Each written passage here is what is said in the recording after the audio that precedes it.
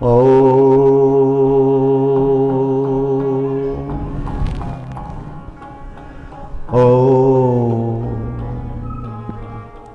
नमः शिवाय।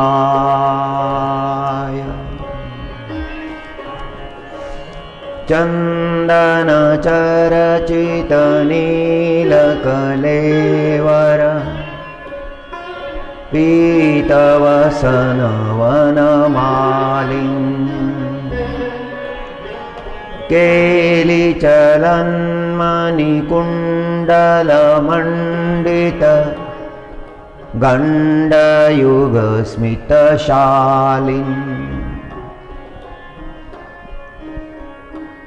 चारु चन्द्रकचारु मयूरशिखण्डक मण्डलवलयितकेशं प्रचुरपुरन्दरधनुरनुरञ्जित मेदुरमुदीर सुवेशम् श्री जगन्नाथ भगवान।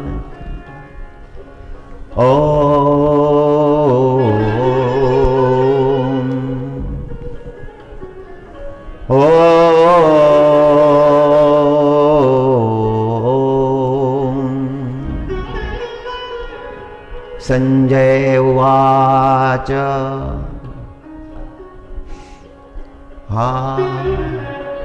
एवमुक्त्वा ततो राजन् महायोगेश्वरो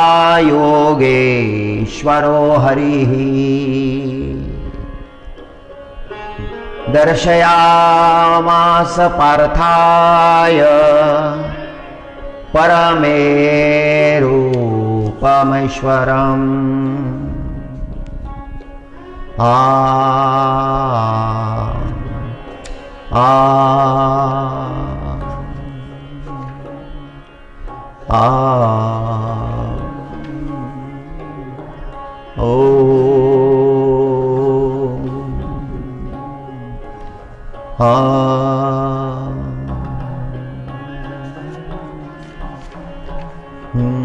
संजय जी महाराज धृतराष्ट्राला सांगत आहेत।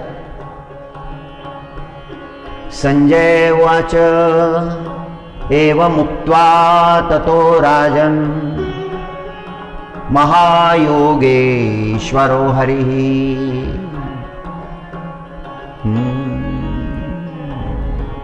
दर्शयामास पार्थाय परमं रूपमैश्वरम्। परमात्म्याचं ते दिव्य स्वरूप अर्जुनजी महाराजांना पाहता नाही आलं। अर्जुनजी महाराजांजवळ ते सामर्थ्य नव्हतं, म्हणून अर्जुनजी महाराजांनी प्रार्थना केली, हे परमात्मा, आपलं हे दिव्य स्वरूप जे आपण प्रगट केलेलं आहे हे माझे डोळे पाहू शकत नाही, माझ्यावर कृपा करा।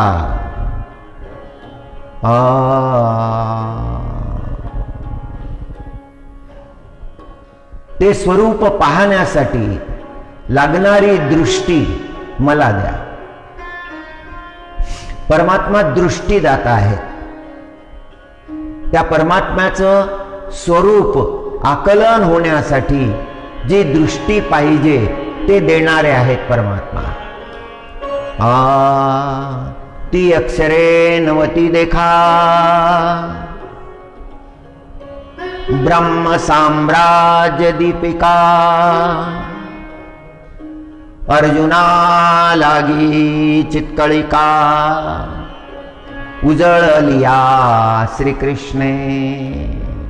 परमात्म्यानंच कृपा केली, परमात्म्यानं उच्चारलेली शब्दे ती अक्षरे नवती देखा ब्रह्म साम्राज्य दीपिका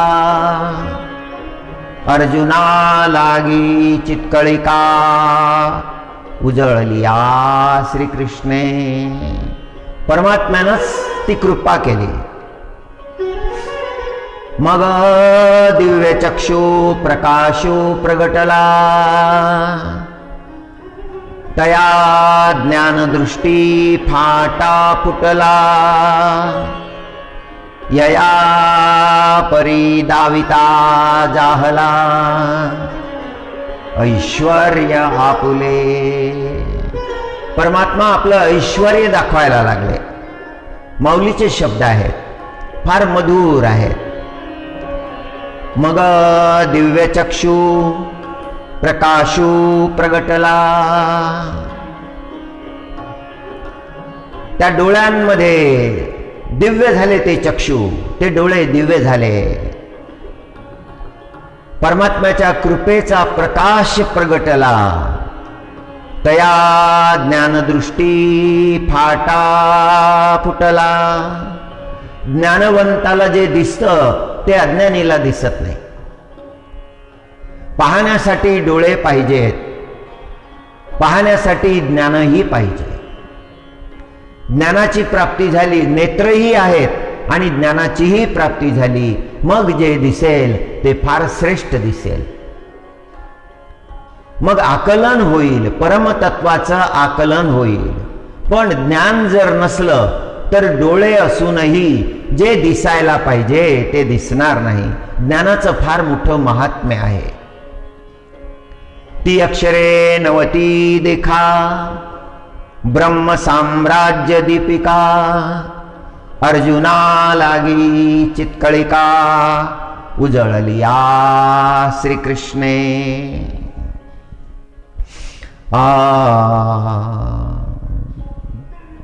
मग दिव्य चक्षु प्रकाशु प्रगटला. तया ज्ञानदृष्टी फाटा फुटला. यया परी दाविता जाहला ऐश्वर्य आपुले. जो परमात्मा नित्य सांगाती होता, सोबतच उठणं बसणं आहे, एकत्र भोजन आहे, एकत्रच राहणं आहे, पण जवळ असलेला तो परमात्मा आकलन झाला नाही. जेव्हा त्या परमात्म्यानं दिव्य स्वरूप दाखवलं ते पाहण्याचं सामर्थ्य त्या लौकिक डोळ्यांमध्ये नव्हतं.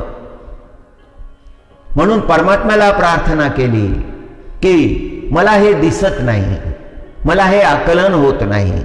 अर्जुनजी महाराज फार ज्ञानवान आहेत, श्रेष्ठ ज्ञानी आहेत, तपस्वी आहेत, संस्कारित आहेत.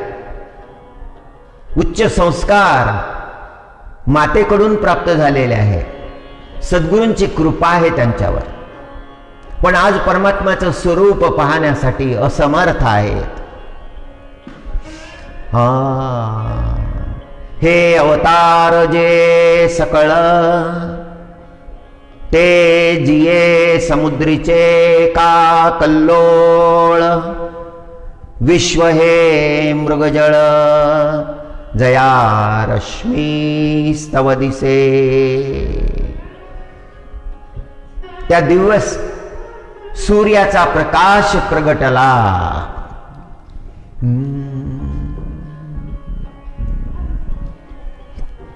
अनंत रश्मी त्या परमात्म्याच्या प्रगट झाल्या.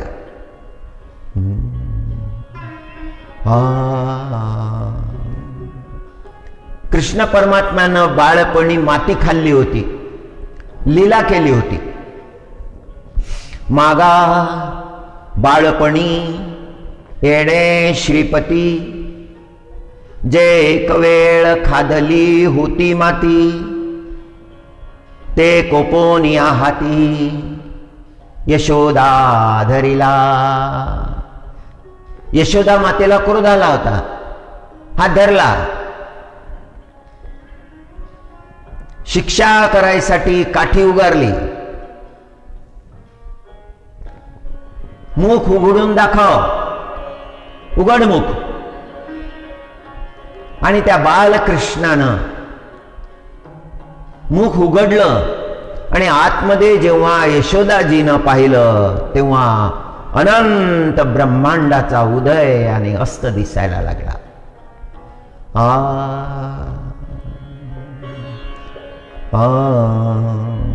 माला बाळपणी येणे श्रीपती, जे कवेळ खादली होती माती, ते कोकोनिया हाती यशोदा धरिला. मग भेणे भेणेणे मुखी झाडा द्यावयाचे निमिसे, चवदाही भुवने सावकाशे दाविली तिये. जसा भयकंप सुटला आणि भीत भीत आपलं मुख उघडलं आणि यशोदाजीला अनंत ब्रह्मांडाचा उदय अस्त दाखविला.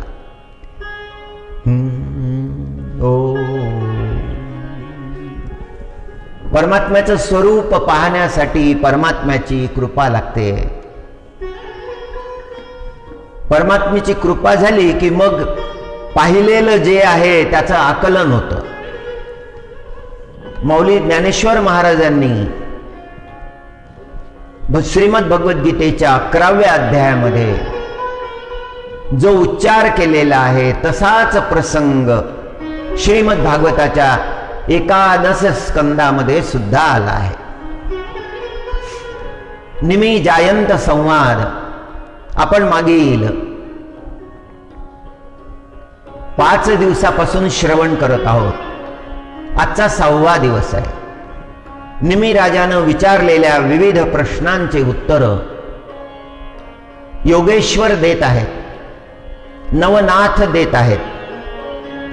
ऋषभदेव भगवानचे पुत्र 9 पुत्र योगीश्वर झाले, फार मोठे तपस्वी झाले. ते चालते बोलते ज्ञानाचे बिंब. ते कसे होते? चालते बोलते ज्ञानाचे बिंब होते, ज्ञान स्वरूप होते. निमी राजानं प्रश्न विचारला. जनकांचे पूर्वजात निमी राजा. जनकाला जे राज्य प्राप्त झालं होतं त्यातले अतिशय श्रेष्ठ चरित्र करणारे निमी राजानं प्रश्न विचारला. भगवंताची लीला, लीलेचं काय स्वरूप आहे? मुख उघडून यशोदा मातेला दाखवलं. परमात्म्यानं लीला केली जे मनुष्याला करता येत नाही. जे सामर्थ्य करण्याचं केवळ परमात्म्याजवळ आहे. परमात्म्याची लीला, तसं आचरण कोणाला करता येणार नाही. जे ऐश्वर्य परमात्म्यानं यशोदाजीला मुखामध्ये दाखविलं हा लीला प्रसंग आहे. श्रीकृष्ण लीला प्रसंग. द्रमिल नावाचे 6वे योगीश्वर आहेत. नवनाथांमधले 6वे नाथ आहेत.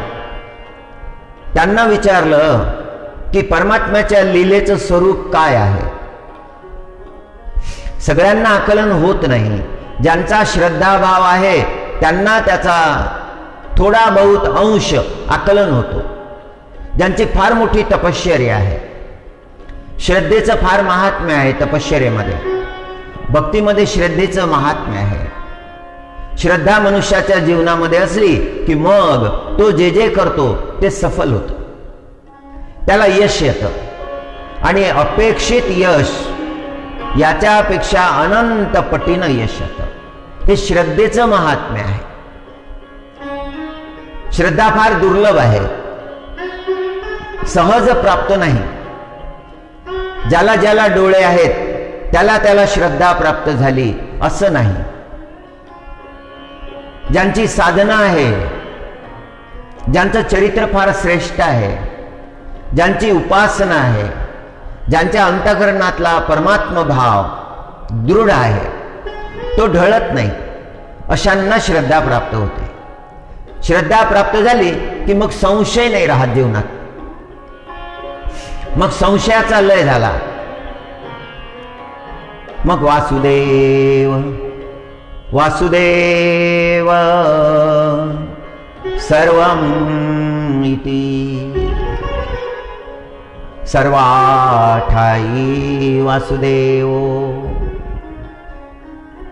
सर्वाठाई वासुदेव तोची भरिला देव. असा भाव होऊन जातो. सगळ्या ठिकाणी तो परमात्मा दिसायला लागतो.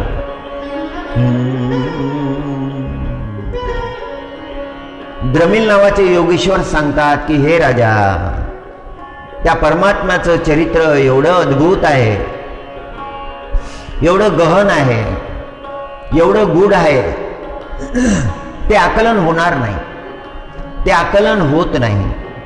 सनकादी मुनीश्वरांसारखे ज्यांनी जन्मभर, ज्यांनी अनंत युग त्या परमात्म्याची उपासना केली, त्यांनाही ते आकलन झालं नाही. गणितज्ञ त्या दिव्य चरित्राची गणना करू शकत नाही. परमात्म्याच्या गुणांची गणना करू शकत नाही.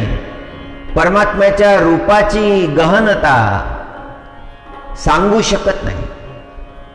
समुद्राची खोली सांगता येईल, आकाशाची उंची मोजता येईल, ब्रह्मांडाचा व्याप केवढा मोठा आहे, केवढा विस्तार आहे, त्याची ही गणना करता येईल.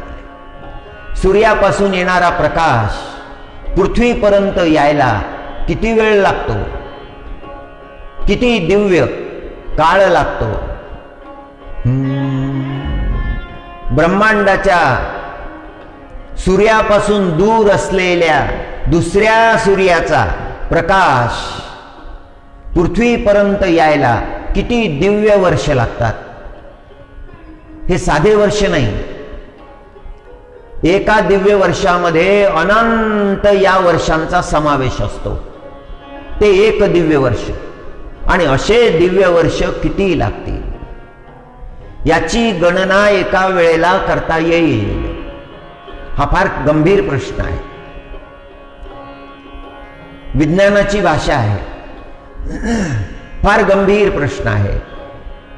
त्या या सूर्यापासून दूर ब्रह्मांडामध्ये असलेल्या दुसऱ्या सूर्याचा प्रकाश यायला किती दिव्य वर्ष लागतात याची गणना करता येईल, पण परमात्म्याच्या गहनतेची गणना करता येणार नाही. अद्भुत आहे तो परमात्मा. तो आकलन होत नाही. तो वाणीचा विषय नाही. चित्रकाराला ते चित्रित करता येणार नाही, ना कवीला वर्णन करता येईल. अशी म्हण आहे की जहां न जाए रवी वहां जाए कवी. म्हणजे जिथे सूर्य पोहोचत नाही तिथे कवी पोहोचतो. कवीचं महात्म्य वर्णन केलं. जहां न जाए रवी वहां जाए कवी.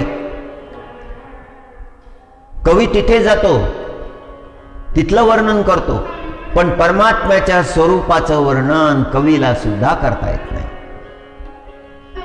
गीत गोविंदचे 2 श्लोक आपण आरंभाला घेतले. जयदेवजी महाराज त्या परमात्म्याच्या सुंदरतेचं वर्णन करतात, त्यांच्या रूपाचं वर्णन करतात, त्यांच्या गुणाचं वर्णन करतात, त्यांच्या दिव्य चरित्राचं वर्णन करतात, आपला भक्तिभाव प्रगट करतात.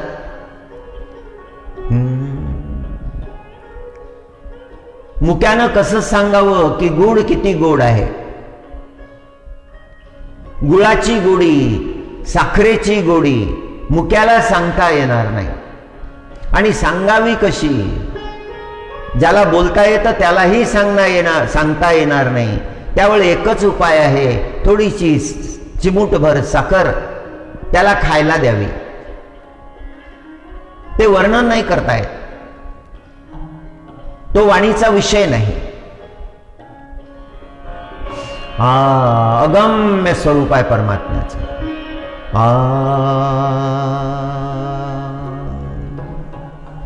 ओ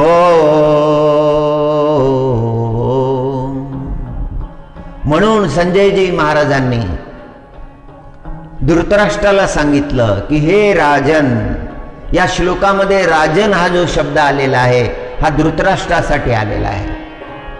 राजभवनामध्ये बसलेले आहेत संजयजी महाराज, समोर धृतराष्ट्र बसलेला आहे, दृष्टीहीन धृतराष्ट्र. त्याच्याजवळ दृष्टी नाही, त्याला चक्षु नाहीत, त्याला कसं सांगावं? मोह ममता माया रिपुंनी दृष्टी दूषित झालेली आहे त्याची. ज्याची दृष्टी, अंतकरणाची दृष्टी दूषित झालेली आहे, त्याला हे तत्वज्ञान कसं सांगावं? हा प्रश्न आहे संजयजी महाराजांसमोर. एव मुक्त्वा ततो राजन, हा राजन शब्द धृतराष्ट्रासाठी आला आहे. एव मुक्त्वा ततो राजन महायोगेश्वरो हरिः दर्शयामास पार्थाय परमं रूपम ऐश्वर्यम.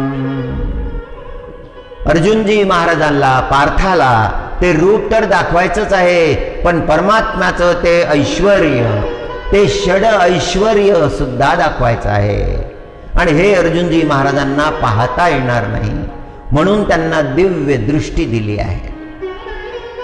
आणि मग परमात्मा जे बोलले, जे शब्द परमात्म्याने उच्चारले, ते कळो आले.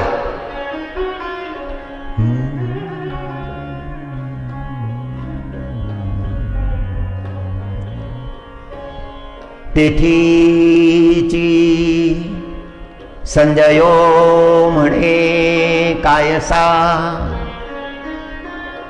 विस्मयो येथे कौरवेशा. श्रीकृष्ण स्वीकारिजे तयायसा, भाग्योदय होय. हा भाग्याचा उदय आहे. श्रीकृष्ण परमात्म्यानं स्वीकार केलेला आहे अर्जुनजी महाराजांचा. त्यांना दिव्य दृष्टी दिली, आणि ती दिव्य दृष्टी प्राप्त झाल्यानंतर परमात्मा जे ज्ञान सांगतात, ज्याचा उपदेश करतात, ते कळायला आलं.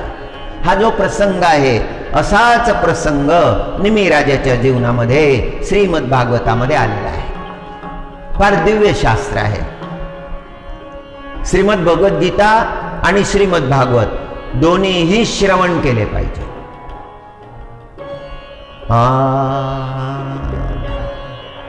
नरनारायण भगवानचं चरित्र सांगितलं. कालच्या कथेमध्ये एक प्रसंग सांगितला. त्या इंद्रानं अपराध केला होता, फार मोठा अपराध केला. त्याच्या अहंतेला धक्का लागला होता. तो म्हणाला दान मागा. नरनारायण भगवान म्हणाले दान मागण्याची इच्छा नाही. आणि त्या इंद्राला असं वाटलं की आपली अवहेलना केली. इंद्रानं कामदेवाला पाठवलं, तपोभंग केला पाहिजे. रजोगुणी स्वभाव आहे. दुसऱ्याची सत्वपरीक्षा घेत राहिलं पाहिजे. ऋषीमुनींच्या तपश्चर्येमध्ये खूप वेळा इंद्रानं विघ्न आणलेले आहे.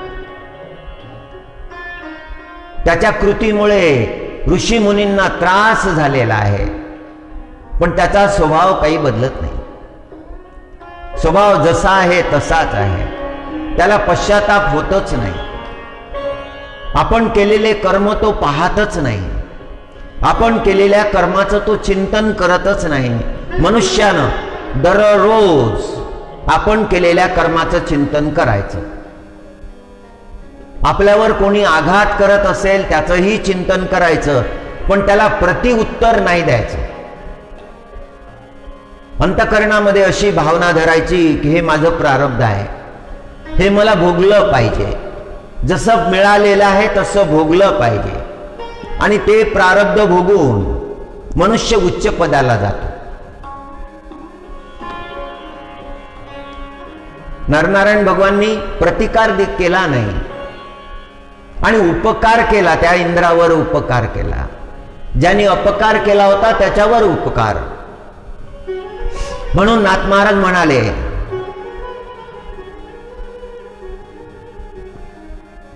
अपकार्यावरी जो कोपला तो क्रोधे नागवला. अपकार्यावरी जेणे उपकार केला तो दादूला समर्थ.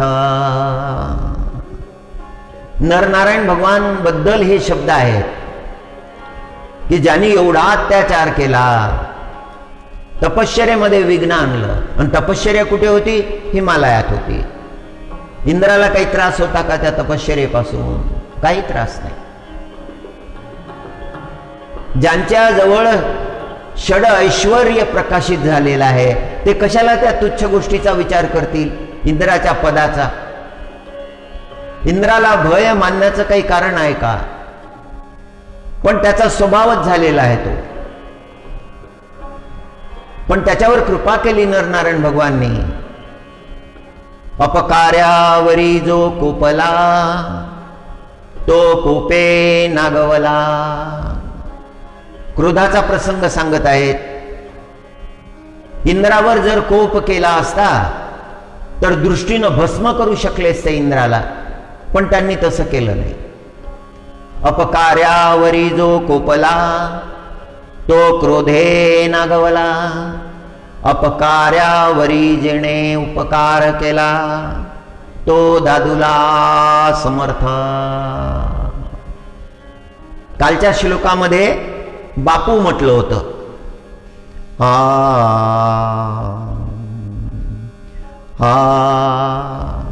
इंद्रे केला अपराध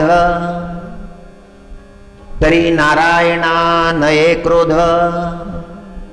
निज शांती अगाध बापू माझा. नाथ महाराजांचे शब्द आहेत. ज्यांचं जीवनच श्रीमद भागवत होतं, शास्त्राचे तत्व ज्यांची वाणी बोलत होती, त्यांचे शब्द आहेत. आणि तेही ब्रह्ममुहूर्तामध्ये ऐकायचे. माऊली ज्ञानेश्वर महाराजांची वाणी, नाथ महाराजांची वाणी, व्यासोनारायण भगवानची वाणी, त्या वाणीचं चिंतन करायचं. यापेक्षा श्रेष्ठ काय असेल? आणि तेही ब्रह्ममुहूर्तामध्ये, दिवसाचा आरंभ. आमच्यामध्ये काय योग्यता आहे? आम्ही काय सांगू शकतो? हे आम्ही सांगत आहोत हा भ्रम आहे, हे अज्ञान आहे.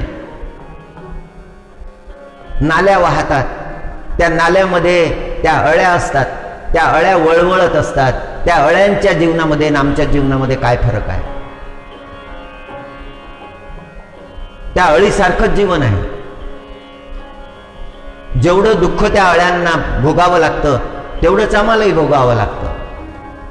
फरक एवढाच आहे की हा मनुष्य देह आणि तो अळीचा देह. पण प्राप्त झालेलं दुःख तर सारखंच आहे, त्याच्यामध्ये काही भेद नाही.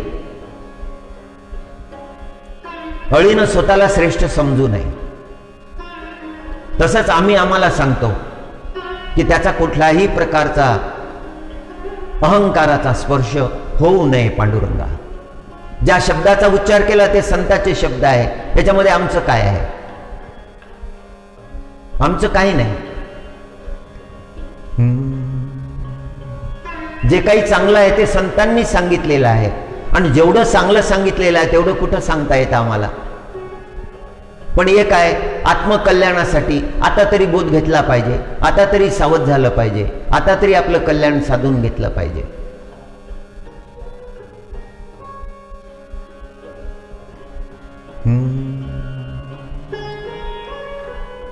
नारायण भगवाननी कृपा केली इंद्रावर.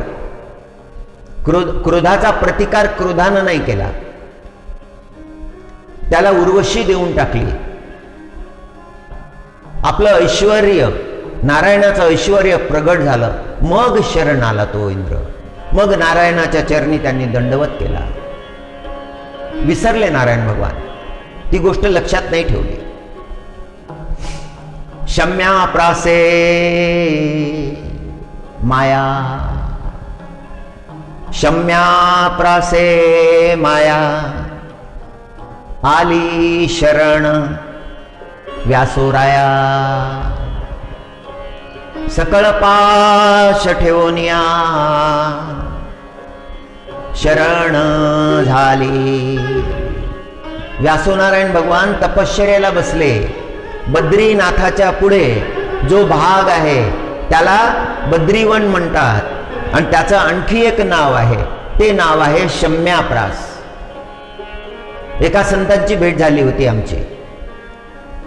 खूप श्रेष्ठ संत आहेत, कर्मयोगी आहेत, फार मोठं कार्य संपादन केलं आहे त्यांनी, करत आहेत. तरुण मुलांना परमार्थ मार्गाला लावलेला आहे. कॉलेजमध्ये शिकणारी मुलं, महाविद्यालयामध्ये शिकणारी मुलं, ज्यांना परमार्थाची फार आवश्यकता आहे अशी मुलं त्यांनी शोधली, त्यांना परमार्थाचा उपदेश केला आणि अशी हजारो मुलं या भरतखंडामध्ये परमार्थ मार्गाला त्यांनी लावलेली आहे. आणि त्यांच्याशी जेव्हा भेट झाली, भाग्य लागतं संताची भेट व्हायला. ती कृपा झाली, त्यांची भेट झाली, त्यांच्या चरणी आम्ही लीन झालो. त्यांनी केलेला जो पुरुषार्थ आहे त्याला नमस्कार आहे. वयाचा प्रसंग नाही. आमचं वय जरी 70 वर्षाचं असलं आणि त्यांचं वय आमच्यापेक्षा कमी असलं तरीही त्यांचा पुरुषार्थ आमच्यापेक्षा अनंत पटीनं मोठा आहे. म्हणून त्यांच्या चरणी लीन झालो. आणि त्यांच्याशी बोलत असताना हा शब्द जेव्हा आला शम्याप्रास, तर अंतकरण गदगद झालं. तेव्हा लक्षात आलं की यांचा श्रीमद भागवताचा अभ्यास हा किती खोल आहे. शम्याप्रास हे बद्रीवनाच्या एका भागाला म्हटलेलं आहे, जिथे व्यासोनारायण भगवान तपश्चर्या करत होते. आज व्यास गुफा ज्या ठिकाणी आहे त्याला शम्याप्रास म्हटलं होतं. शम्या प्राशे माया, जाली शरण व्यासोराया, सकळ पाश ठेवूनिया शरण झाली. ती माया त्या शम्याप्रास वनामध्ये गेली होती. व्यासोनारायण भगवान समाधीस्थ होते. व्यासोनारायण भगवाननी डोळे उघडले, समोर त्या मायेनं साकार रूपामध्ये दर्शन दिलं, हात जोडले आणि मायेचे जे पाश असतात ते त्यांच्या चरणाजवळ ठेवले. व्यासोनारायण भगवानला माया बाधली नाही. आधी आहेत प्रसंग त्यांच्या जीवनामधले, आधीचे प्रसंग आहे. मायेची बाधा कोणाला होत नाही, कोणाला झाली नाही. नारदासारखे ऋषी त्यांनाही झाली, अनंत ऋषींना बाधा झाली. मायेच्या पाशामध्ये अनंत जीव अडकले आणि अनंत बुडाले. ते मायापाश त्यांना सोडवता नाही आले. पण व्यासनारायणाच्या बाबतीत असं घडलं. हा शेवटचा काळ आहे, श्रीमद भागवताच्या रचनेचा काळ आहे. नारद भगवाननी केलेल्या उपदेशानंतर मग व्यासनारायण भगवाननी आत्मचिंतन केलं, तपश्चर्या केली, मायेनं पाश चरणाजवळ ठेवले, शरण आली माया. आता बाधा नाही होणार मायेची, कारण माया स्वतःच शरण आलेली आहे. आणि मग दिव्य असं शास्त्र, श्रीमद भागवताचं शास्त्र व्यासनारायण भगवाननी जगाला दिलं. शेवटचा ग्रंथ आहे. हो हा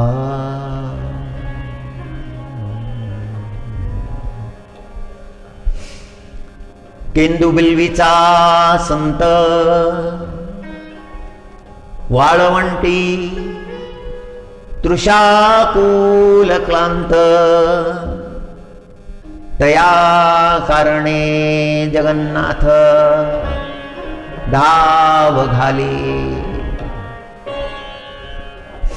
केंदू बिल्वीचा संत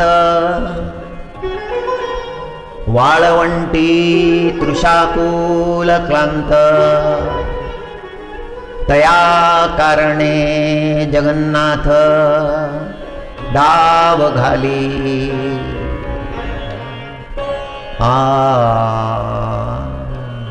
केंदू बिल्वीचा संत बंगाल देशामध्ये वीरभूम जिल्ह्यामध्ये एक गाव आहे केंदू बिल्वा। आणि त्या केंदू बिल्वा गावामध्ये एक ज्ञानवंत भोजराज आणि त्याची पत्नी वामादेवी निवास करत होते। भगवत कृपेनं त्यांना एक पुत्र होता। भोजराज परमात्म्याचा भक्त होता, शास्त्र वाचले होते, शास्त्र कळले होते। आणि त्याला जो पुत्र होता तो जयदेव, महाकवी जयदेवजी महाराज, संत रत्न जयदेवजी महाराज, ज्यांना संत रत्न म्हटलेलं आहे शास्त्रकारांनी। फार मोठे मोठे शास्त्रकार जे झालेले आहेत। गीत गोविंदचा सन्मान भरतखंडामधील बहुतेक सगळ्याच संतांनी केला आहे। जगामधलं अद्भुत असं ते महाकाव्य आहे, त्याला महाकाव्य म्हटलेलं आहे। ओम त्याची शब्दरचना कोमलाकांत आहे। चंदन चर्चित नील कलेवर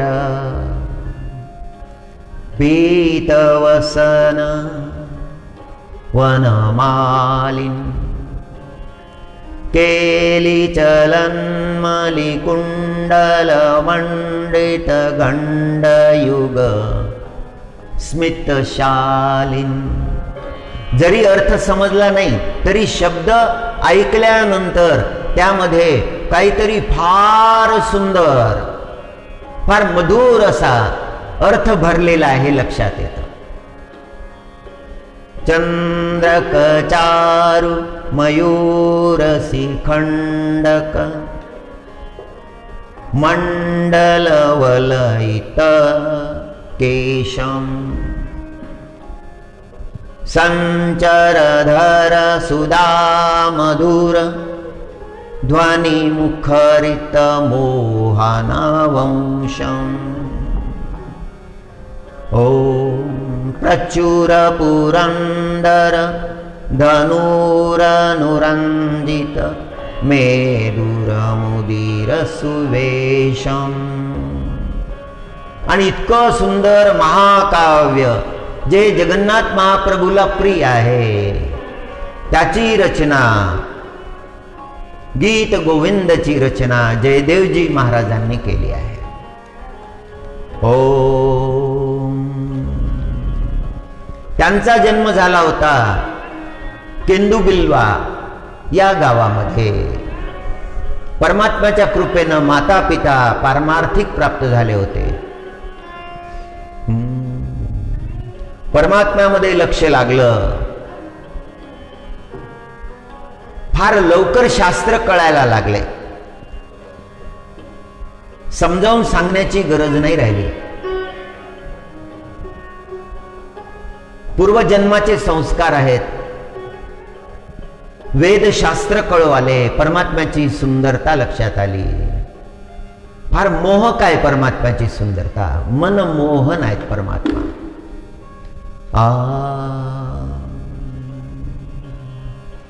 कालांतरानं आई वडील शांत झाले, एकटेच आहेत आता जयदेव। कीर्तन करायला लागले, भजन करायला लागले। त्यांचे मधुर कीर्तन ऐकून ऐकून ऐकून ऐकून पंडितही तल्लीन व्हायला लागले। जे वेदशास्त्र संपन्न होते तेही तल्लीन व्हायला लागले की इतकं सुंदर परमात्म्याचं स्वरूप आम्हाला आकलन नाही झालं. जो जो ऐकत असे तो तो इतका प्रसन्न होत असे. किती ऐकावं, ऐकतच राहावं, ऐकणं खंडित होऊ नये, अशा प्रकारचा दिव्य भाव त्या श्रोत्याच्या अंतःकरणामध्ये निर्माण व्हायला लागला. याचा मोह पडत असतो. जगातल्या लोकांनी मानलं की मोह पडतो. त्या वक्त्याला असं वाटतं की मी फार मोठा वक्ता आहे, मला सांगता येतं, मला बोलता येतं, याचाही अहंकार येतो. तो अहंकार येऊ नये. अहंकार कोणत्याही स्वरूपाचा आला की परमात्मा अंतरतो. गुणांचा अहंकार होतो, कधी कधी ज्ञानाचा अहंकार होतो, रूपाचा अहंकार होतो, धनाचा अहंकार होतो, प्राप्त झालेल्या लहान गोष्टीचाही अहंकार होतो. तो घातक असतो.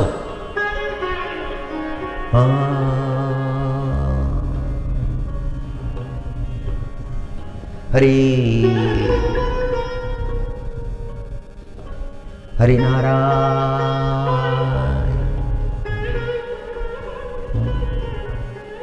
आमच्या आईनं मला लहान असताना एक प्रसंग सापडला होता, सांगितला होता. उंदराला सापडली चिंदी. त्या उंदराला चिंदी सापडली छोटीशी, आणि ती या छिद्रात ठेवू का त्या छिद्रात ठेवू. आणि दिवसभर त्या चिंदीचं चिंतन. आई म्हणायची उंदराला सापडली चिंदी, या छिद्रात ठेवू का त्या छिद्रात ठेवू. आम्ही 8वी मध्ये होतो बहुतेक. आणि ते आईचं ते वचन लक्षात राहिलं.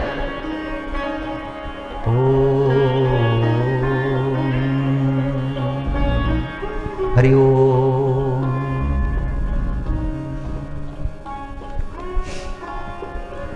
आणि ती चिंदी घेऊन गेला तो उंदीर, शिंप्याकडे घेऊन गेला आणि शिंप्याला हाक मारली, हे शिंपी. शिंप्याने विचारलं काय उंदीर. उंदीर म्हटल्यानंतर उंदराला राग आला. मला उंदीर म्हणतो का,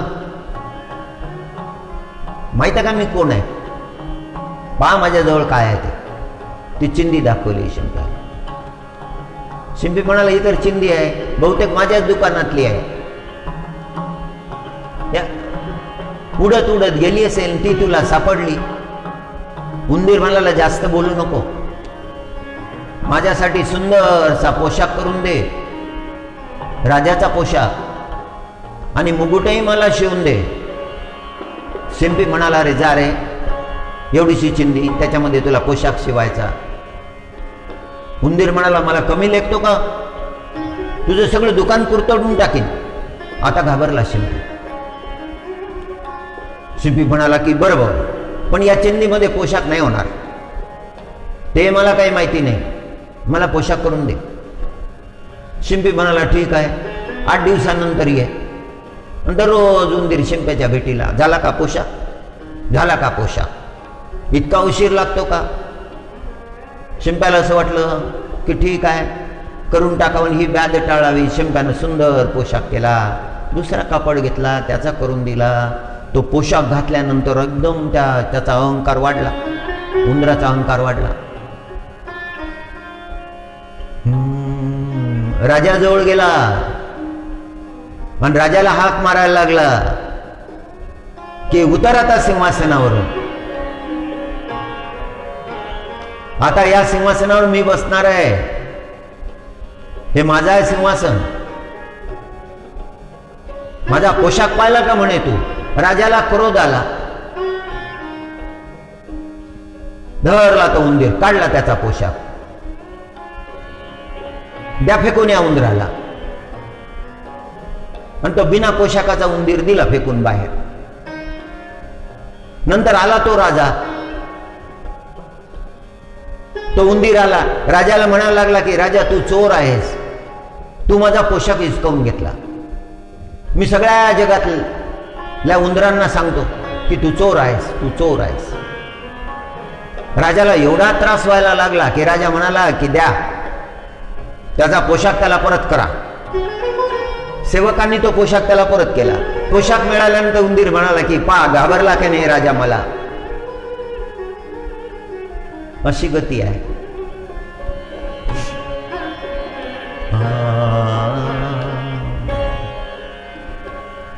हरी नारायण.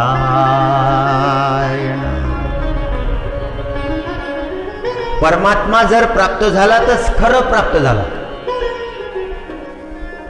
परमात्मा प्राप्त करणं हे फार महत्वाचं आहे, हे फार दुर्लभ आहे. व्यर्थ चिंतनामध्ये काय जीवन घालवायचं, काय वेळ घालवायचा एवढा, काय आहे त्याच्यामध्ये. श्रीमद भागवताच्या सप्तम स्कंदामध्ये प्रल्हादजी महाराजांच्या वचनामधला एक श्लोक आहे. प्रल्हादजी महाराजांनी त्या दैत्य बालकांना म्हटलं होतं. दैत्य बालकांनी विचारलं की अरे तू ना मी एकाच शाळेत शिकतो, तुझे आमचे गुरु एकच आहेत शंड अमर्क, पण तू जे बोलतो ते तर काही आमच्या जवळ नाही, आम्हाला ते कळत सुद्धा नाही, आणि एवढं ज्ञान तू बोलतो आणि हे जगातले लोक बोलत नाहीत, तुझ्यासारखं कोणी बोलत नाही. प्रल्हादजी महाराजांनी फार सुंदर उत्तर दिलं की जगातले लोक जे चावलेलं आहे तेच पुन्हा चावत आहे. चरविताचे चरवण. जसे दिवसभर पशुवनामध्ये जातात, चरतात, संध्याकाळी परत आले की मग शांतपणे बसतात आणि चरवण करत राहतात, बागुल करत राहतात. तसं त्या विषयाचं चरवण मनुष्य करत असतो. तेच तेच तेच तेच तेच तेच तेच तेच, त्याला अंत नाही. मनुष्य स्वतःवर अन्याय करतो. त्याला जे प्राप्त करायचं आहे त्याचं चरवण जर त्यांनी केलं, त्याचं चिंतन जर त्यांनी केलं तर त्याचं कल्याण होईल. एवढा मोठा मान सन्मान जयदेवजी महाराजांना प्राप्त झाला, पण ते संतुष्ट नाही झाले. ते विचारामध्ये पडले की ही महानता वाढली, याचा विक्षेप होईल. माझ्या जीवनामध्ये जो काही परम आनंद, परमात्म्याच्या भक्तीचा आनंद प्राप्त झालेला आहे तो लयाला जाईल. मी या मोह मायेमध्ये पडू नये, मी हे सोडलं पाहिजे. फार मोठं धैर्य लागतं. मान सन्मान जेव्हा वाढतो तेव्हा तो सोडताना फार मोठं धैर्य लागतं. रडू येतो, जीव व्याकुळ होतो, कसा सोडून जाऊ, कसा त्याग करू. जयदेवजी महाराजांनी मात्र त्याग केला. ब्रह्म मुहूर्तामध्ये उठले आणि जगन्नाथजीची वाट धरली. जगन्नाथ प्रभूचं चिंतन करायला लागले. काहीही सोबत घेतलेलं नाही, पायामध्ये पादत्राण सुद्धा नाही, आणि किंदू बिल्वापासून जे चालायला लागले, चिंतन करायला लागले. करता करता करता करता वाळवंटामध्ये आले. जगन्नाथ प्रभू आता जवळ आहेत. हे वाळवंट पार केलं. समुद्र किनारीचा भाग होता. वाळू तापलेली होती. त्या तापलेल्या वाळूवर चालत असताना जगन्नाथ प्रभूचं चिंतन, नील माधवाचं चिंतन. त्याचं स्वरूप नील माधव आहे ना.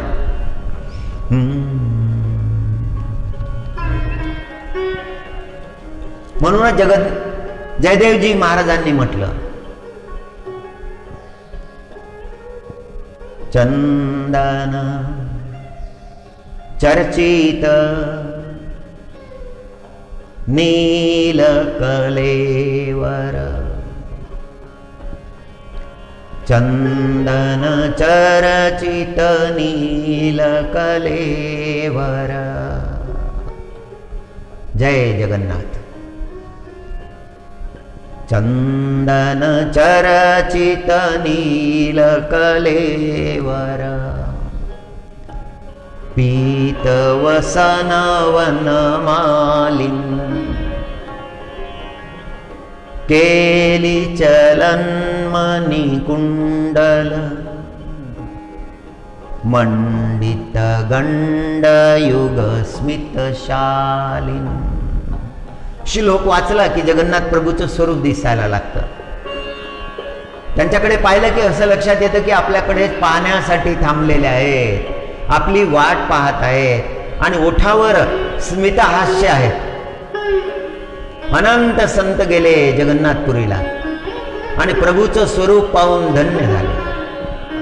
चैतन्य महाप्रभू, जगद्गुरु शंकराचार्यजी महाराज आणि जेवढे जेवढे संत आचार्य झाले ते सगळे गेले आणि त्या परमात्म्याचं स्वरूप पाहून त्यांना जो आनंद झाला तो आनंद अद्वितीय आहे. त्याचं वर्णनच करता येत नाही. कितीही दर्शन घ्या,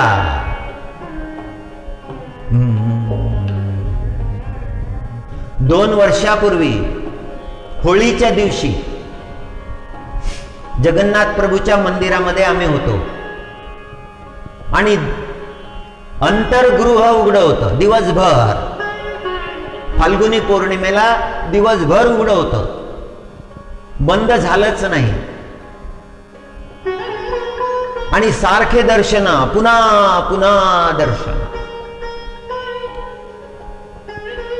दिवसभर एकच काम. दर्शन करून बाहेर आलं की पुन्हा दर्शनाला लागायचं. अनेक वेळा दर्शन प्राप्त केलं. जास्तीत जास्त मंदिरामध्ये उभं राहून परमात्म्याचं स्वरूप पाहण्याचा प्रयत्न केला. गर्दी प्रचंड. एकदा पाहावी ती गर्दी. भक्तावर कृपा करणारे जगन्नाथ प्रभू दिवसभर दर्शन दिले. तो दर्शनाचा दिवस होता.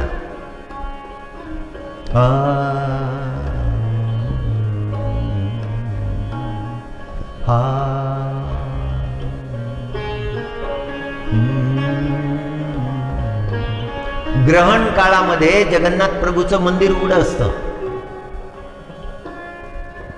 अन्य ठिकाणी मंदिर बंद असतात, पूजन बंद असतं. मात्र जगन्नाथ प्रभूचं मंदिर उघडं आणि तो योग आला. ग्रहण काळामध्ये जगन्नाथजीला असण्याचा योग आला आणि मंदिरामध्ये गेल्यानंतर आता बाहेर जा असं म्हणणारं कोणीच नव्हतं.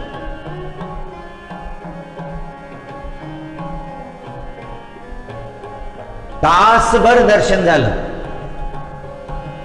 एक भक्त आमच्या सोबत होते, ते कधीही जगन्नाथजीला आले नव्हते आणि ते म्हणाले की जन्मभराचं दर्शन परमात्म्यानं एकाच दिवशी देऊन टाकलं. जन्मभराचं दर्शन.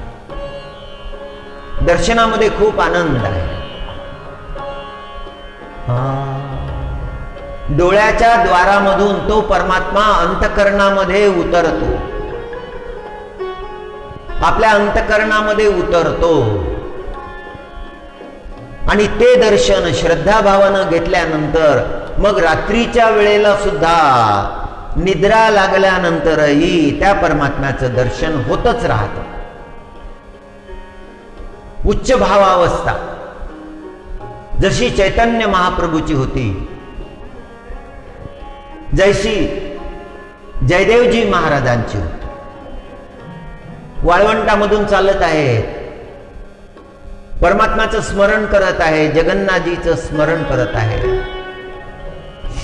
अन्न घेतलेलं नाही अनेक दिवसापासून.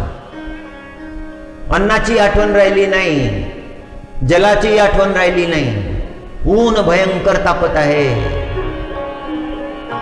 आणि त्या वाळवंटामध्ये जयदेवजी महाराजांना मूर्छा आली, चक्कर आले, वाळूवर पडले, ओठ पांढरे पडलेले आहे, चेहरा सुकलेला आहे, तृषाकुल झाले. हरे हरे. केंदू बिल्वीचा संत वाळवंटी तृषाकुल क्लांत तया कारणे जगन्नाथ धाव घाली. आणि जगन्नाथ महाप्रभू धावत आले. जयदेवजी महाराजांचं मस्तक आपल्या मांडीवर ठेवलं आणि मातीचा कलश त्याच्यामध्ये शीतल जल जयदेवजीला पाजायला लागले. परमात्म्याच्या मांडीवर ज्यांनी मस्तक ठेवलेलं आहे, परमात्म्यानं जयदेवाचं मस्तक आपल्या मांडीवर, जशी आई आपल्या पुत्राला बालकाला त्याचं मस्तक मांडीवर ठेवून त्याचा लाड करते, त्याप्रमाणे तो परमात्मा, ते जगन्नाथ महाप्रभू जयदेवजी महाराजांना जल पाजत आहे, शीतल जल. मूर्छा गेली, डोळे उघडून पाहिलं, परमात्म्याचं स्वरूप दिसायला लागलं. आपलं मस्तक परमात्म्याच्या मांडीवर आहे. परमात्म्यानं आपला अंगीकार केलेला आहे. जगन्नाथ महाप्रभूनं आपला अंगीकार केलेला आहे. हा जो भाव आहे, हाच भाव नामदेव महाराजांचा आहे.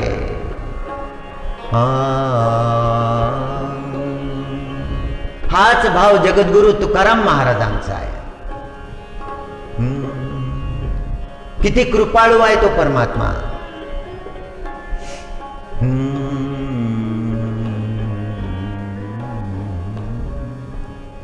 मानी भक्तांचे उपकार, मानी भक्तांचे उपकार, ऋणिया म्हणवी निरंतर, केला निर्गुणी आकार, कीर्ती मुखे वर्णिता. आणि फार काही मोठं केलं होतं का?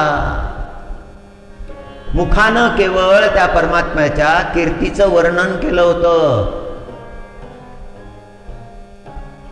आणि या कीर्ती वर्णनामुळे, परमात्म्याच्या गुणगानामुळे तो परमात्मा ऋणी झाला. नामदेवाच्या घरी रत्नांची गोणी पाठवली, रत्न मणी सोने त्याच्यामध्ये. रुक्मिणीजी म्हणाली देवाला की देवा, एवढ्याची गरज होती का? गोणीची गरज होती का? मूठभर दिलं असतं तरी चाललं असतं ना. आणि देवानी सांगितलं की तुला काय माहित आहे देवी, माझ्यावर याचं किती ऋण आहे, नामदेवाचं किती ऋण चढलेलं आहे माझ्यावर. मुखानं कीर्ती गायन केली नामदेव महाराजांनी आणि पांडुरंगावर त्याचं ऋण चढलं.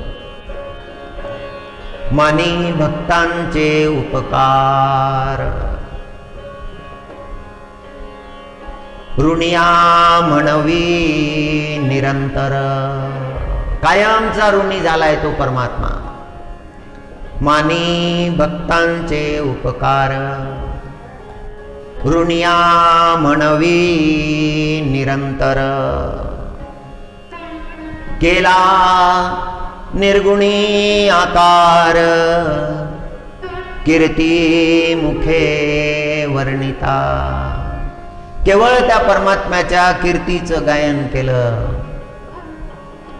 आणि राम प्रभूनं दर्शन दिलं, परमात्म्याचं दर्शन झालं. तो निर्गुण परमात्मा आकाराला आला. केला निर्गुणी आकार. अशांत असलेला वाल्या जेव्हा नारद भगवानच्या आज्ञेनं त्या वृक्षाखाली बसला आणि तिथे नामोच्चार करायला लागला, रामप्रभूचं नाम घ्यायला लागला, तिथे वारुळ तयार झालं. त्या वाल्याच्या शरीरावर वारुळ झालं, मुंग्यांनी वारुळ केलं, पण काही लक्ष नाही. रामनाम अखंड.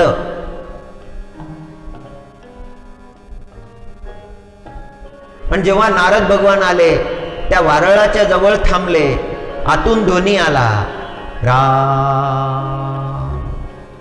तो ध्वनी ऐकला.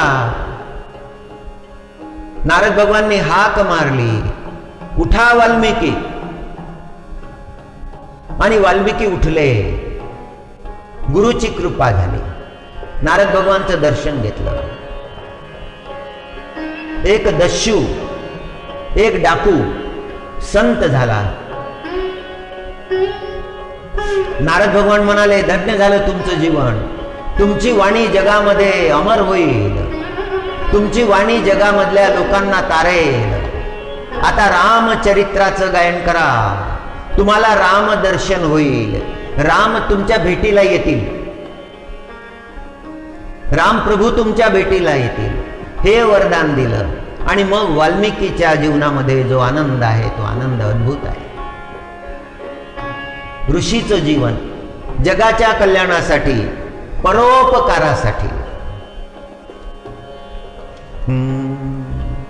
जयाचे अंतरी सदा परोपकार, शुद्ध भाव सदाचार, सदसंपदा निवार, प्राप्त होती गहना. ग्रंथरचना कशासाठी? परोपकारासाठी, जगाला मार्ग दाखविण्यासाठी, आपला परमार्थ धन्य करण्यासाठी, जगातल्या लोकांचा परमार्थ धन्य करण्यासाठी. याला परोपकार म्हटलेला आहे. परोपकार. जयाचे अंतरी परोपकार, शुद्ध भाव सदाचार, सदसंपदा निवार,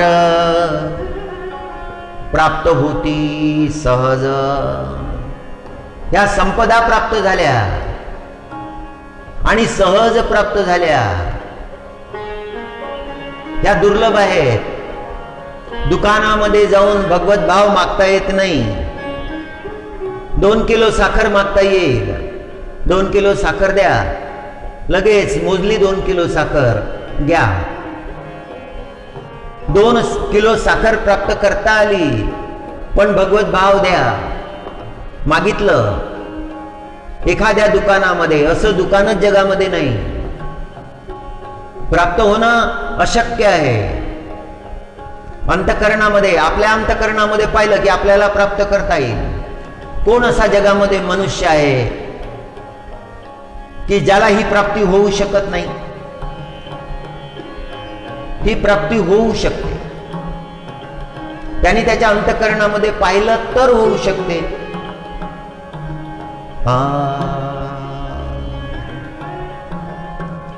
जयाचे अंतरी सदा परोपकार, शुद्ध भाव सदाचार, धन संपदा अनिवार, प्राप्त होती सहज.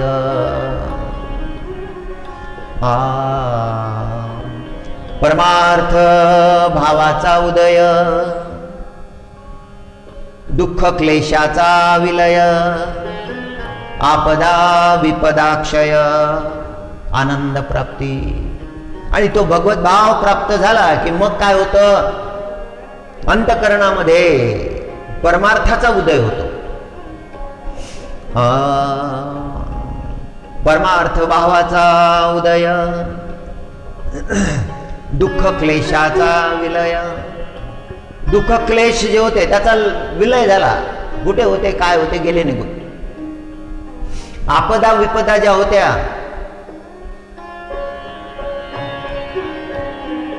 मनुष्याच्या जीवनामध्ये आपदाही येतात आणि विपदाही येतात, दोन्ही येतात.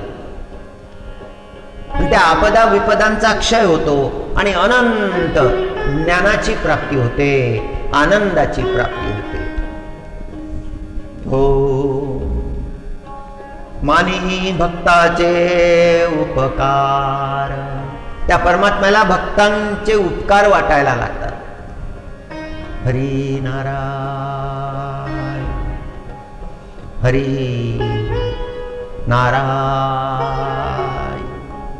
मानी भक्तांचे उपकार ऋणिया म्हणवी निरंतर. केला निर्गुणी आकार कीर्ती मुखे वर्णिता.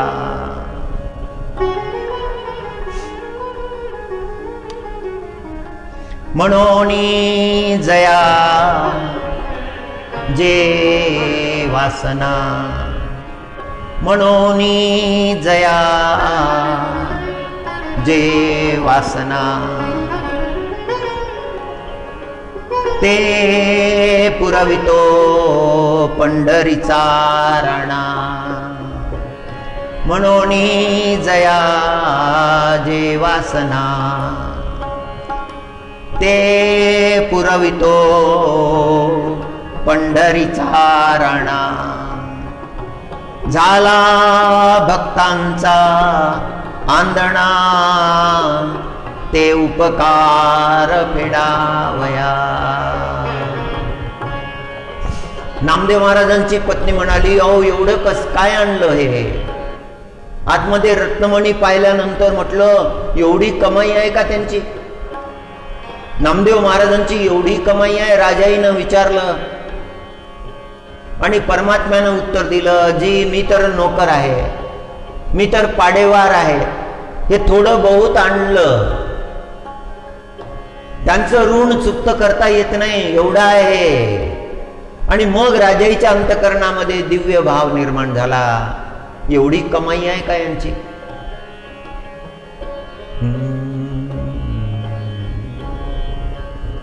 राजाईला असं वाटत होतं की कामधंदा करत नाही, शिवणं टिपणं करत नाही, घरामध्ये धन येत नाही, दारिद्र्य आहे, परिवाराची चिंता नाही, पुत्रांची चिंता नाही, स्वतःची चिंता नाही, तहान भुकेचा विसर पडलेला आहे.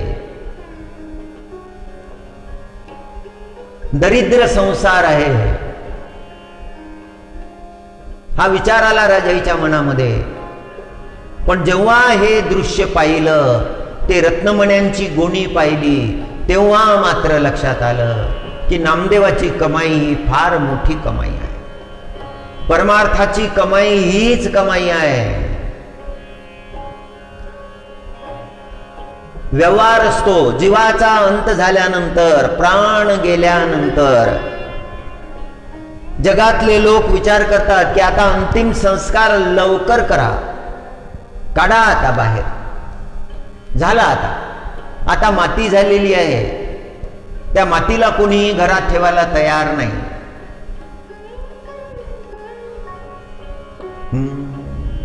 मोहग्रस्त जीवाला हे लक्षात येत नाही.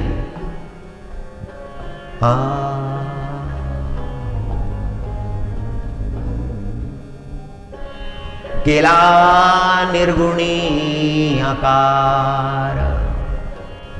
निर्गुण असलेल्या त्या परमात्म्यानं सगुण रूप धारण केलं. श्री जगन्नाथ प्रभूनं जयदेवजी महाराजांच्या मुखामध्ये जल उतरलं. धावत आला तो परमात्मा, आकार धारण केला.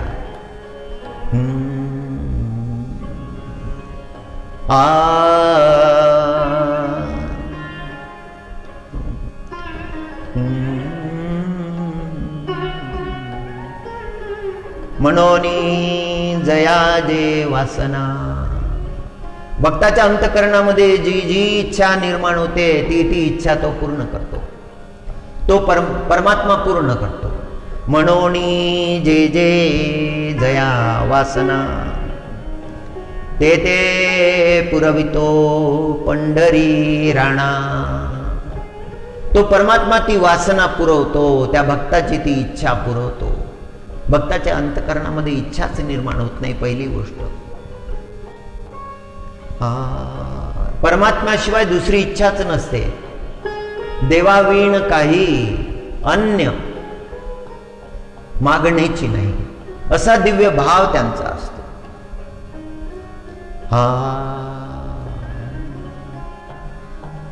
परमार्थाचं ज्ञान ही विद्या आहे.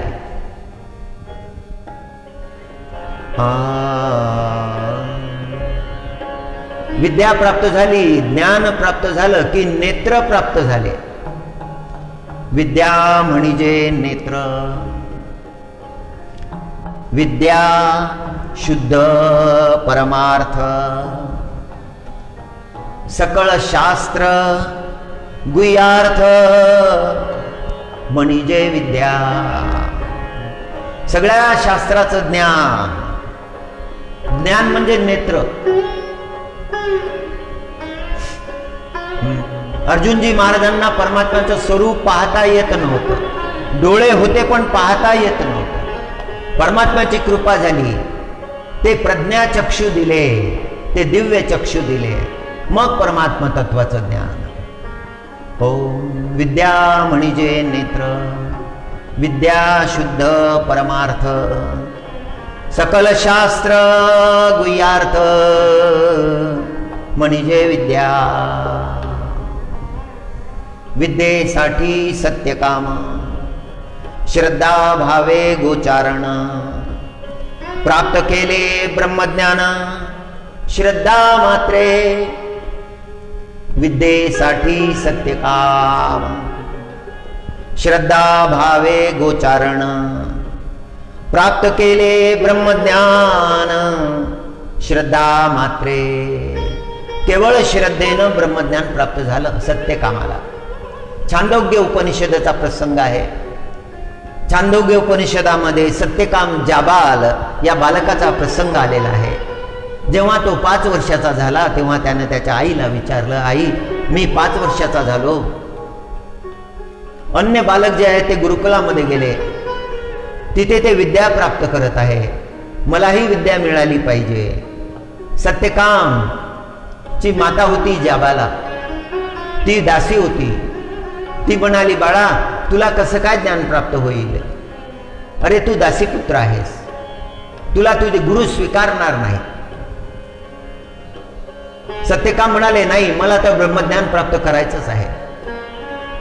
मातेचा नाईलाज झाला. एक नारळ दिलं आणि सांगितलं की गुरुकुलामध्ये जा, गुरुच्या चरणी हे नारळ ठेव आणि त्यांना विनंती कर. 5 वर्षाचे सत्यकाम ते नारळ घेऊन निघाले. छांदोग्य उपनिषदाचा प्रसंग आहे. ते नारळ गुरुच्या समोर ठेवलं. गुरुनी बालकाकडे पाहिलं. सुंदर असा तो बालक, दिव्य त्याचं स्वरूप. त्या बालकाकडे पाहून विचारलं, बालका तुला काय म्हणायचं आहे? गुरुजी माझा स्वीकार करा, मला ज्ञान प्राप्त करायचं आहे. आपल्या चरणाजवळ राहून ज्ञान प्राप्त करायचं आहे. गुरुनं थोडा विचार केला आणि विचारलं, तुझं गोत्र? आईनं आधीच सांगितलं होतं, गुरुजी गोत्र विचारशील. जेव्हा गोत्र विचारतील तेव्हा तू काय सांगायचं? सत्यकामाने सांगितलं की गोत्र मला माहित नाही. येताना माझ्या आईनं सांगितलं होतं, गोत्र मला माहित नाही. माझ्या आईचं नाव जाबाला आहे. आता यातून माझी आई दासी आहे. आणि हे सांगितल्यानंतर गुरूंनी डोळे बंद केले आणि त्यांच्या समोर सत्यकामचं सगळं स्वरूप प्रगट झालं. आणि त्यांनी गायी दिल्या, ह्या गायी घ्या, वनामध्ये जा आणि जेव्हा ह्या सहस्र होतील तेव्हा परत या. त्या गायी घेऊन गेले सत्यकाम. गोसेवा करायला लागले. ज्ञान मागण्यासाठी आले होते आणि गुरुनी काम दिलं, गोचारण दिलं. पण गुरु आज्ञेचं पालन केल्यानंतर सत्यकामाच्या जीवनामध्ये ज्ञानाचा उदय झाला, ज्ञानोदय झाला. ओम. विद्येसाठी सत्यकाम, श्रद्धा भावे गोचारण. प्राप्त केले ब्रह्मज्ञान, श्रद्धा मात्रे. हरि हरि हरि हरि हरि। तुम हरो जन की भीर, हरि तुम हरो जन की भीर। द्रौपदी की लाज राखो, तुम बढ़ायो चीर, हरि तुम हरो जन की वीर। मीरा जी ने प्रार्थना की परमात्मा से, हे परमात्मा जन का दुख हरण करो, जगत के लोगों का दुख हरण करो। हे परमात्मा तुम दुख हरता हो। द्रौपदी पर संकट आया था और आपने चीर बढ़ा दिए, वस्त्र बढ़ा दिए। द्रौपदी की लाज राखो, तुम बढ़ायो चीर। द्रौपदी जी की आबरू का रक्षण किया, लज्जा रक्षण किया। कौरवों की सभा में दुशासन द्रौपदी पर आघात कर रहा था, उनके वस्त्र खींच रहा था और आपकी कृपा हो गई द्रौपदी पर। जब आपका स्मरण किया द्रौपदी जी ने, आप दौड़ कर आए, वस्त्र बन गए और द्रौपदी जी की अब्रू का रक्षण किया। भगत कारण रूप नरहरि, धरयो आप शरीर। भक्त प्रहलाद के लिए आप नृसिंह बन गए, आधा शरीर मनुष्य का और आधा शरीर सिंह का। ऐसा दिव्य अवतार आपने धारण किया भक्त के कारण। भक्त का दुख परमात्मा देख नहीं सकते। हिरण्याकश्यप मारी लीनो, धरयो नाहि नधीर। हिरण्यकश्यप को आपने मार डाला, आप धीर धारण नहीं कर सके। आपके अंतकरण में भाव उपजा, अपने भक्त के लिए दौड़ कर आए परमात्मा। बूढ़ते गजराज राख्यो, बूढ़ते गजराज राख्यो, कियो बाहर नीर। नीर माने जल। गजराज ने जब आपको पुकारा, हे परमात्मा, उसका पैर ग्राह ने पकड़ लिया था, नक्र ने पकड़ लिया था। आप दौड़ कर आए और उसे जल के बाहर खींच लिया। गजराज को बचा लिया आपने, गजराज को मुक्ति दे दी। जैसे गजराज पर कृपा की, गजेंद्र पर कृपा की, वैसी ही कृपा उस नक्र पर भी की। दासी मीरा लाल गिरधर, दासी मीरा लाल गिरधर, दुख जहां तहां पीर। जब भी भक्त को दुख होता है, परमात्मा आप दौड़ कर आते हो और जहां जहां भक्त के जीवन में दुख है, आपदा है, विपदा है, वहां परमात्मा आपका प्रेम भी है, आपका प्रेम ही खींच लाता है। मीरा जी का अनुभव है, भक्तों का अनुभव है। हरि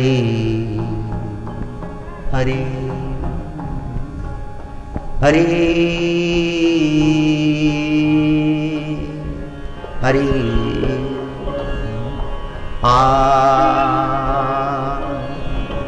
संजय उवाच एवमुक्त्वा ततो राजन् महायोगेश्वरो हरि दर्शयामास पार्थाय परमं रूपमैश्वरम्।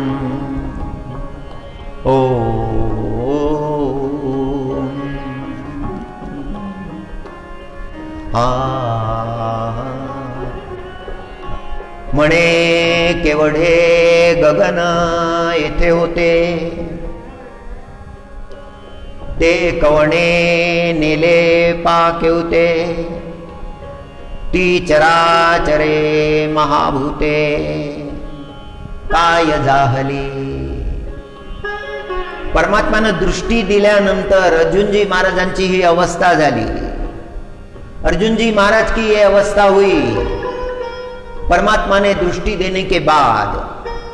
म्हणे केवढे गगन येथे होते, ते कवणे नेले पाकेवते, ती चराचरे महाभूते काय झाली।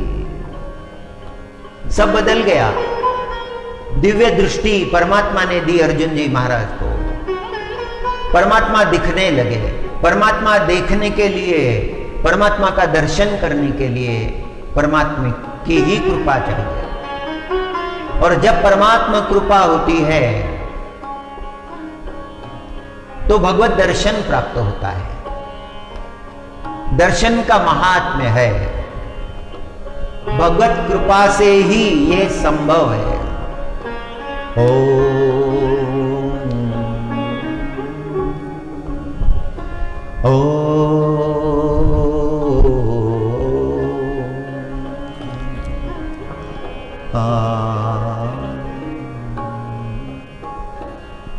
संचरधर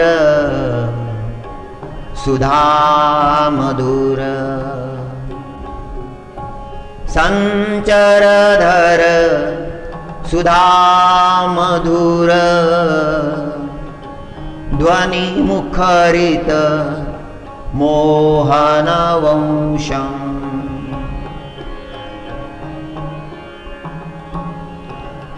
हारमल तर तार मुरसी, दधत परीराभ्य विदूरम्।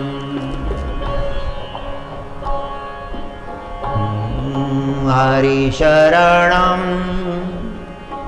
हरि शरणं हरि शरणं, जय हरि शरणं